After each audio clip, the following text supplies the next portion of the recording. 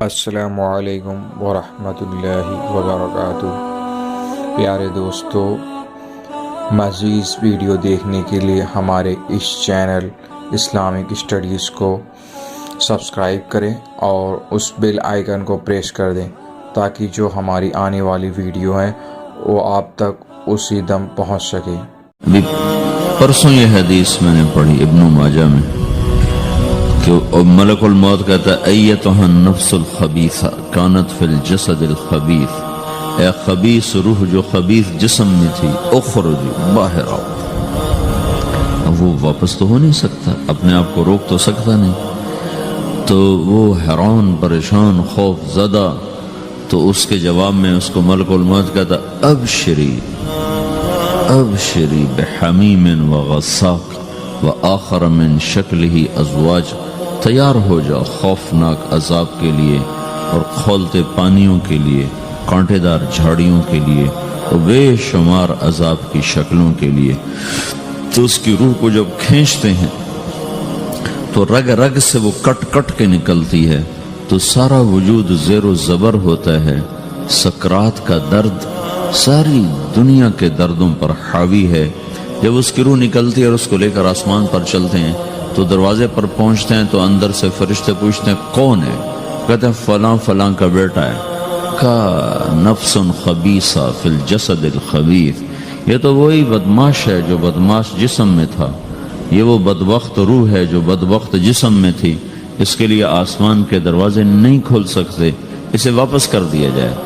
تو آسمان کے دروازے لا تفتح لهم ابواب السماء ولا يدخلون الجنة حتى يلج الجمل في سم الخياط، کہ ان کے لیے آسمان کے دروازے نہیں کھلیں گے اور ان کے لیے جنت کے دروازے نہیں کھلیں گے، پھر یہ وہاں سے نیچے گرائے جاتے ہیں جو اللہ کا قید خانہ ہے سجین۔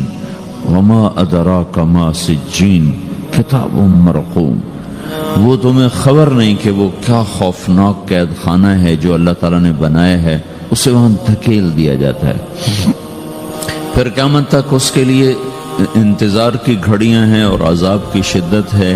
اور جب کوئی نیک آدمی اللہ تعالیٰ کے دربار میں جانے کا اس کا وقت آتا ہے تو اللہ تبارک و تعالیٰ فرماتے ہیں ان الذین قالوا ربنا اللہ ثم استقاموا تتنزل علیہم الملائکۃ الا تخافوا ولا تحزنوا وابشروا بالجنة التي كنتم توعدون نحن اولیاؤکم فی الحیاة الدنیا وفی الآخرة ولکم فیہا ما تشتہی انفسکم ولکم فیہا ما تدعون نزلا من غفور الرحیم۔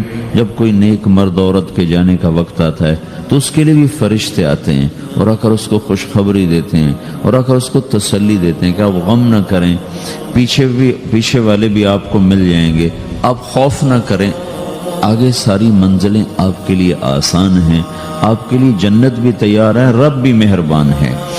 اور حدیث پاک میں آتا ہے کہ ملک الموت اور 4 فرشتے آتے ہیں، وہ 4 فرشتے اس کو سہلاتے ہیں، دباتے ہیں کہ موت کا درد اسے محسوس نہ ہو، اور ملک الموت فرماتے ہیں ایتھا النفس الحمیدہ کانت فی الجسد الحمید اخرجی، اے نیک روح جو نیک جسم میں تھی باہر آؤ۔ کیا کرو؟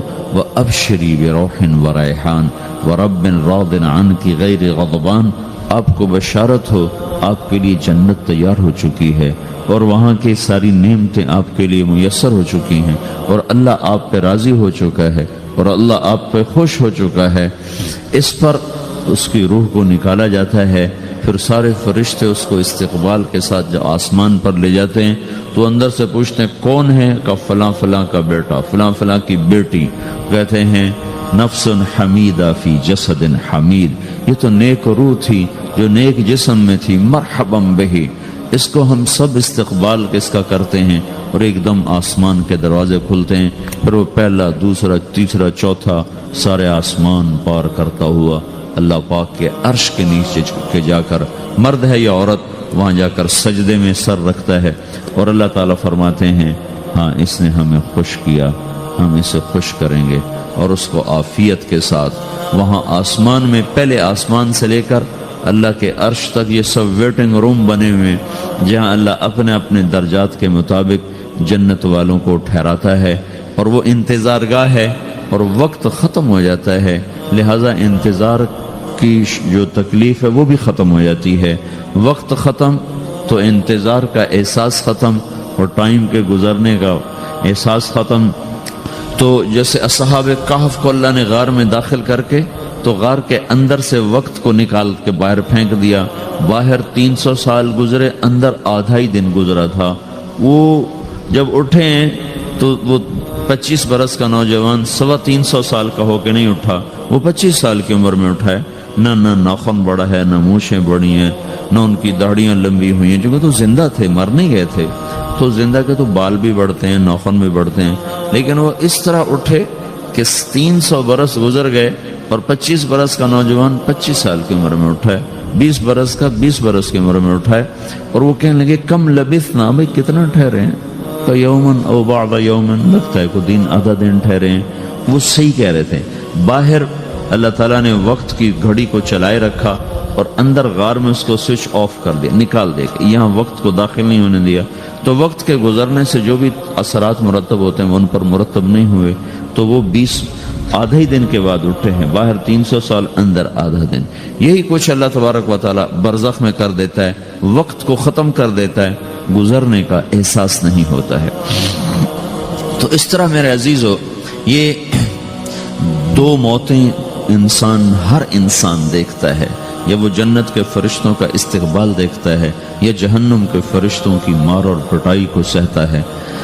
رابعہ بصری رحمۃ اللہ علیہ کا انتقال ہونے لگا تو انہوں نے رات کو فوت ہوئی تو انہوں نے اپنی خادمہ کو بلا کے فرمایا کہ کسی کو بتانا نہیں، جب میں مر جاؤں تو پڑوس میں 2-4 کو بلا کر نا میرا جنازہ پڑھوا دینا، اور جس کرتے میں تہجد پڑھتی تھی وہی میرا کفن بنا دینا، اور صبح بے شک لوگوں کو بتا دینا، میرے مرنے کے بعد میری میت کو رکھنا نہیں، فوراً دبا دینا۔ جب ان کا انتقال ہوا تو انہوں نے پڑوس کے 2-4-10-20 آدمی بلائے اور ان کو تدفین تجہیز سب کچھ ہو گئی۔ صبح شور مچا کہ وہ رابعہ بصری کا انتقال ہو گیا۔ تو اگلے دن وہ خواب میں اس خادمہ کو ملی اور کہا بیٹی تیری بڑی مہربانی، تو نے میری وصیت کے مطابق عمل کیا۔ اس نے دیکھا کہ انہوں نے ایک خوبصورت سبز لباس پہنا ہوا ہے، تو وہ فرمانے لگی، انہوں نے سوال کیا کہ آپ کے ساتھ قبر میں کیا ہوا؟ تو وہ کہنے لگی کہ میرے پاس منکر نکیر آئے تھے اور مجھ سے کہنے لگے من رب کی، تیرا رب کون ہے؟ تو میں نے کہا سبحان اللہ، 40 برس جس کو میں نہ بھلا سکی اس کو 4 ہاتھ زمین میں آ کے میں بھول جاؤں گی۔ ان کا 42 برس کی عمر میں انتقال ہوا تھا۔ تو وہ کہنے لگے سبحان اللہ، جس کو میں 40 برس نہ بھولا سکی میں اسے 4 ہاتھ زمین کے اندر آ کے بھول جاؤں گی۔ تو منکر نکیر کہنے لگے اس کا کیا حساب لینا؟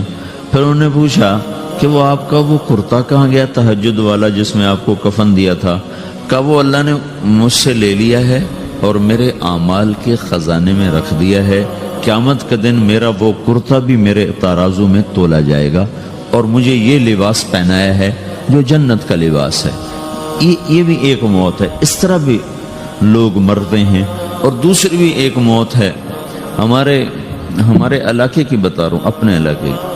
ایک زمیندار مر گیا، اس کی قبر کھودی، ساری بچھوؤں سے بھری ہوئی، ایسے جیسے چیونٹیاں پھر رہی ہوتی، تو انہیں وہ بند کر کے دوسری کھودی، ساری بچھوؤں سے بھری ہوئی، پھر وہ بند کر کے تیسری کھودی، ساری بچھوؤں سے بھری ہوئی۔ قبرستان میں اتنے بچھو کہاں سے آ گئے؟ یہ زمین کے بچھو نہیں ہے، یہ آخرت کی بلائیں ہیں جس کے ساتھ اب اسے قیامت تک رہنا ہے اور گزارا کرنا ہے۔ تو یہ 2 طرح کی موتیں روزانہ لوگ مرتے ہیں، روزانہ لوگ مرتے ہیں۔ جب نماز کا وقت ہوتا ہے ملک الموت ساری دنیا کا چکر لگاتا ہے اور دیکھتا ہے کون پڑھ رہا ہے کون نہیں پڑھ رہا، کون پڑھ رہا ہے کون نہیں پڑھ رہا۔ جو نماز کی پابندی کرتا ہے اس کی موت آسانی سے ہوتی، جو نماز میں غفلت کرتا ہے اس کے ساتھ موت کے وقت شدت اور سختی اختیار کی جاتی۔ تو بھائیو، یہ ایک جسم ہے، ایک روح ہے۔ روح باقی رہنے والی چیز ہے، جسم مٹ جاتا ہے، پھر اللہ سے قیامت کے دن نیا جسم عطا فرمائے گا، ایک نیا جسم دیا جائے گا۔ روح وہی ہے جو اللہ کے خزانوں میں جمع ہو جاتی ہے۔ نافرمان کی سیاہ کالی روح ہوتی ہے، فرما بردار کی روشن چمکدار روح ہوتی ہے۔ تو اللہ نے کچھ تقاضے جسم کے رکھے ہیں اور کچھ روح کے رکھے ہیں۔ جسم کے تقاضے پورے نہ کرو تو یہ پریشان ہو جاتا ہے، روح کے تقاضے پورے نہ کرو تو یہ پریشان ہو جاتی. روح کی پریشانی جسم سے زیادہ ہے، چونکہ روح کی طاقت جسم سے زیادہ ہے. جسم مٹی سے بنا ہے، اس کی غذا بھی مٹی سے نکلتی ہے. روح آسمان سے ہے، اس کی غذا بھی آسمان سے ہے. روح کا تعلق جب تک اللہ سے نہیں جڑتا اس بھوک اور پیاس لگتی رہتی ہے. جسم کو جب تک روٹی اور پانی نہ ملے یہ تڑپتا اور پریشان رہتا ہے. جیسے اللہ تعالیٰ نے ہمارے جسم میں روٹی اور پانی کی طلب کو بے ساختہ رکھ دیا ہے. میں بیان کے دوران بھی پانی پی رہا ہوں، آپ دیکھ رہے ہیں کہ مجھے میرا حلق سوکھ جاتا ہے، مجھے طلب محسوس ہوتی ہے پانی. حلق سوکھتا ہے پانی کی طرف بھاگتے ہیں، بھوک لگتی ہم روٹی کی طرف بھاگتے ہیں. یہ ایک ایسا اندر میں آٹومیٹک سسٹم ہے کہ ہم اس کو آف نہیں کر سکتے. یہ سوتے سوتے بھی بھوک کی وجہ سے آنکھ کھل جاتی، سوتے سوتے پیاس کی وجہ سے آنکھ کھل جاتی ہے. یہ ایسا خود اللہ تعالیٰ نے ساختہ نظام بنایا ہے کہ آپ اپنے جسم میں روٹی اور پانی کی طلب کو نہیں نکال سکتے. میرے عزیزو، ٹھیک اسی طرح اللہ نے انسانی روح میں اپنی طلب رکھ دی ہے اور اپنے رسول کی طلب رکھ دی ہے. یہ دو طلب ایسی ہیں کہ یہ آپ کے جسم روح سے نکل نہیں سکتی. جیسے بھوکا روٹی نہ کھا لے، پیاسا پانی نہ پی لے، اسے چین نہیں آ سکتا. وہ روح جو اللہ اور اس کے رسول سے نہ آشنا ہے، جب تک وہ وہاں تک پہنچ نہیں جاتی اسے چین نہیں آ سکتا، اس کا اندر پریشان رہے گا. 1997 میں جب جنید جمشید سے میری پہلی ملاقات ہوئی تو اس نے مجھ سے یہ سوال کیا کہ مولوی صاحب، ایک پاکستانی نوجوان جس گلیمر کو خوابوں میں دیکھتا ہے وہ گلیمر تو مجھے زندگی میں ویسے ہی حاصل ہے. میرے چاروں طرف زندگی کا رقص ہے اور میری زندگی کی ہر خواہش، ہر السلام علیکم، ویلکم بیک ٹو مسلم سیرہ. ایسے ہی بیانات سننے کے لیے ہمارے چینل کو سبسکرائب کریں اور بیل آئیکن کو ضرور دبائیں. شکریہ. تمنا پوری ہے، اس کے باوجود میرے اندر اندھیرا ہے، میرے اندر خلا ہے. مجھے لگتا ہے میں وہ کشتی ہوں جس کا کوئی ساحل نہیں، جس کی کوئی سمت نہیں، جس کا کوئی گھاٹ نہیں. یہ کیوں ہے؟ میرے ساتھ تو ایسا نہیں ہونا چاہیے. ایک عام لڑکا تو کہتا ہے ہائے کاش یہ ہوتا، اس کو وہ نہیں ہو رہا تو پھر وہ پریشان ہے، ہائے یہ ہوتا، ہائے وہ ہوتا. تو میں تو ہائے نہیں کرتا ہوں، میری تو ہر لذت اور خواہش میرے سامنے تشتری میں سجا کے پیش کی جا رہی. میں کیوں ایسا کر رہا ہوں؟ میں ہائے ہائے کیوں کر رہا ہوں؟ میرا اندر ویران کیوں ہے؟ میرے اندر میں خلا کیوں ہے؟ یہ وہی خلا ہے کہ وہ روح کی پیاس کو شراب میں بجھانا چاہتا ہے، وہ روح کی پیاس کو لڑکی میں بجھانا چاہتا ہے، وہ روح کی پیاس کو موسیقی سے بجھانا چاہتا ہے، وہ روح کی پیاس کو دنیا کی رعنائیوں میں 5 اسٹار ہوٹلوں سے بجھانا چاہتا ہے. روح کیا جانے روٹی کیا ہے، شراب کیا ہے، پانی کیا ہے، عورت کیا ہے، موسیقی کیا ہے، گھنگرو کیا ہے، پائل کیا ہے، چھنکار کیا ہے. روح کو ان چیزوں کی کیا خبر؟ امریکہ میں ہماری ایک جماعت تھی تو 4 لڑکے 2 لڑکیاں، 4 لڑکیاں 2 لڑکے مسلمان ہوئے.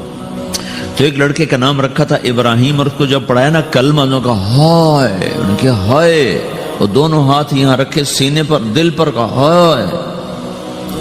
تو ہمارے ساتھی ہیں ڈاکٹر اختر، وہ کہنے لگا کیا ہوا کیا ہوا؟ کہنے لگا جب سے ہوش سنبھالا یہ جگہ خالی تھی، یہ تیرے کلمہ پڑھانے پر بھر گئی ہے کہ میری خوشی سے ہائے نکل گئی. یہ جگہ خالی رہے گی، یہاں شراب نہیں پہنچ سکتی، یہاں نغمہ اور موسیقی نہیں پہنچ سکتی، یہاں تالے لگے ہوئے ہیں، یہاں تک کوئی آواز نہیں جا سکتی. دل کے تاروں پر ایک ہی نغمہ چڑھ سکتا ہے اور وہ اللہ کی یاد کا ہے اور اللہ کی محبت کا ہے اور اللہ کے رسول کی محبت کا ہے. باقی کوئی مضراب ایسا نہیں جو ان تاروں کو چھیڑ سکے، باقی کوئی چیز آواز ایسی نہیں جو دل کی دنیا پر جا کر دستک دے سکے. یہاں بند دروازے ہیں، یہاں صرف اللہ پہنچے گا، اللہ کے رسول کا تعلق پہنچے گا، باقی کوئی چیز یہاں نہیں جا سکتی. تو چونکہ آج ہمارا علم غلط ہو گیا، پنکھا بند کرو، ہمارا علم غلط ہو گیا ہے، تو ہم نے ان دنیا کی چیزوں کو سب کچھ سمجھ کر اس کی دوڑ لگانا شروع کر دی ہے. تو روح آسمان سے ہے، اس کا تعلق اللہ سے بناؤ بھائیو. اللہ کا تعلق پائے بغیر نہ کوئی مرد مکمل ہے نہ کوئی عورت مکمل ہے، اور چونکہ براہ راست اللہ کو کوئی پا نہیں سکتا، چونکہ وہ ہمارے سامنے نہیں، اس کے اور ہمارے درمیان لاکھوں کروڑوں پردے حائل ہیں، تو اللہ اپنے بندوں میں سے ایک کو منتخب کر کے اپنا رسول بناتا ہے، اس پر اپنا آپ کھول دیتا ہے، پھر اسے کہتا ہے جا لوگوں کو بتا کہ یہ زندگی اللہ کو پسند ہے۔ وہ اللہ کا جو رسول ہے وہ بندوں اور رب کے درمیان واسطہ بن جاتا ہے۔ اللہ نے ہمیں حضرت محمد صلی اللہ تعالی علیہ وسلم جیسا رسول دے دیا۔ اللہ تعالیٰ نے اپنا آپ کسی کو نہیں دکھایا۔ موسیٰ علیہ السلام پہ ایک تجلی پڑی، ان کو 40 دن ہوش نہیں آیا، 40 دن اللہ سے ضد کرنے لگے، رب ارنی انظر الیک، اللہ میں تجھے دیکھنا چاہتا ہوں۔ اللہ تعالیٰ نے کہا موسیٰ یہ ہو نہیں سکتا۔ موسیٰ علیہ السلام اللہ کے نبی نے فرمایا لاڈلے نبی تھے، اللہ پاک سے ضد کر لیا کرتے تھے، پھر کہنے لگے نہیں یا اللہ میں نے ایک دفعہ تو ضرور دیکھنا ہے۔ تو اللہ تعالیٰ نے کہا اچھا تم ایسا کرو، میں طور پہ تجلی ڈالوں گا، فَإِنِ اسْتَقَرَّ مَكَانَهُ فَسَوْفَ تَرَانِي، تو میں تجلی ڈالتا ہوں طور پر، اگر طور کھڑا رہا تو تو بھی دیکھ لے گا۔ تو اب اللہ خود سامنے نہیں آیا، صرف ایک تجلی اللہ کے عرشوں کے اوپر سے آنا شروع ہوئی ہے، بیچ میں آپ فاصلہ گنے، اور پھر وہ آ کر فَلَمَّا تَجَلَّى رَبُّهُ لِلْجَبَلِ، پھر وہ جبل پر پہاڑ پر آئی ہے، جَعَلَهُ دَكَّا، وہ پہاڑ ریزہ ریزہ ہو کر ہواؤں میں بکھر گیا، وَخَرَّ مُوسَى صَعِقًا، اور موسیٰ علیہ السلام بے ہوش ہو کے گرے۔ اور جب ہوش آیا فلما افاقا، ہوش آتے کہنے لگے سبحانک یا اللہ تو پاک بے عیب، میں تیرے بارگاہ میں توبہ کرتا ہوں، میں واقعی نہیں دیکھ سکتا ہوں۔ ہاں کلام کا شرف ملا ہے، زیارت نہیں ہوئی۔ اللہ تعالیٰ نے حضرت محمد صلی اللہ تعالی وسلم کو مدینہ مکہ سے اٹھایا اور بیت المقدس تک پہنچایا سواری پر، کہ دنیا اسباب کی ہے، یہاں سبب اختیار کیا، سواری کے پر بٹھا کر وہاں پہنچایا، اور اس کے بعد جب اوپر بلایا ہے تو پھر براق کی ضرورت نہیں پڑی، اوپر قدرت کا جہان ہے، اوپر اپنی قدرت سے بلایا ہے۔ یہ بیچ میں دیکھو نا کتنا بڑا، اب اگر ہوا سے اوپر چلے جاؤ، یہ 500 میل ہوا کا غلاف ہے، اس سے اگر اوپر چلے جائیں گے نا تو آپ خود بم بن کے پھٹ جائیں گے ایک دھماکے کے ساتھ، چونکہ ہر انسان کے اوپر ہوا کا ایک پریشر ہے، کوئی 280 من کے قریب ہر انسان کے اوپر ہوا کا پریشر ہے۔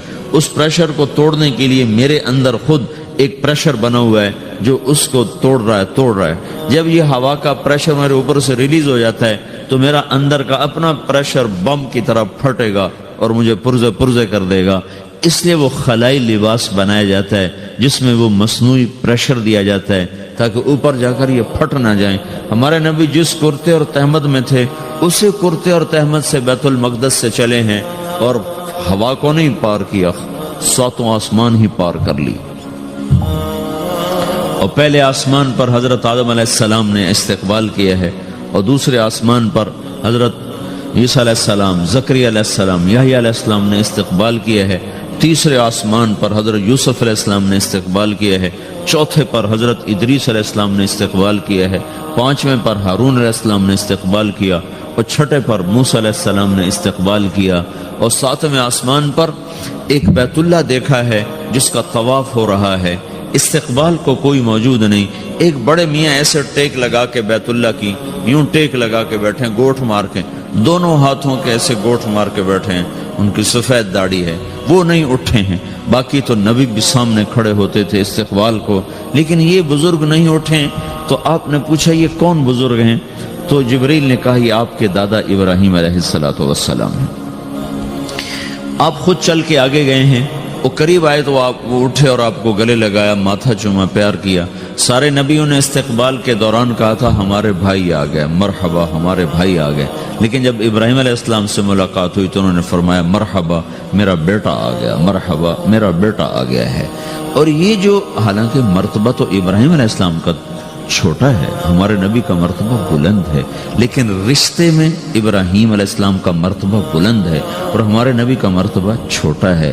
ابراہیم علیہ السلام اوپر جا کر دادا بن رہے ہیں اور یہ نیچے پوتا پڑپوتا بن رہے ہیں، تو رشتے کی نسبت میں آپ چھوٹے ہیں وہ بڑے ہیں۔ مرتبے اور مقام میں تو اللہ کے بعد آپ کا اور آپ کے سامنے کوئی ہے نہیں، بس اوپر اللہ اور نیچے اللہ کا رسول ہے، باقی سب ہی نیچے ہیں۔ لیکن یہ امت کو سبق دینا تھا کہ اللہ تعالیٰ کو معلوم تھا کہ آنے والی یہ جو نسل ہے یہ ماں باپ کے نافرمان ہوں گے، چونکہ انہیں صرف پیسہ کمانا، آپ کا بھی قصور نہیں، آپ کو ٹیکسٹائل سکھائی جا رہی، کوئی ماں باپ کی تعظیم تو نہیں سکھائی جا رہی، اور خود آپ کے ماں باپ نے آپ کو نہیں بتایا کہ ماں کسے کہتے ہیں، باپ کسے کہتے ہیں۔ جس چیز نے بتانا تھا وہ آپ نے پڑھا نہیں، وہ تو دین نے بتانا تھا، قرآن نے بتانا تھا، سیرت نبی نے بتانا، وہ سیرت آپ نے پڑھی نہیں، قرآن آپ نے پڑھا نہیں، آپ کا سارا زور لگا پہلے وہ ایف ایس سی کو پاس کرنے میں، پھر ٹیکسٹائل میں آ گیا تو اب دھاگا کیسے بنتا ہے، آپ کا سارا علم ہے کہ دھاگا کیسے بنتا ہے، یہ علم آپ نہیں پڑھ رہے کہ انسان کیسے بنتا ہے۔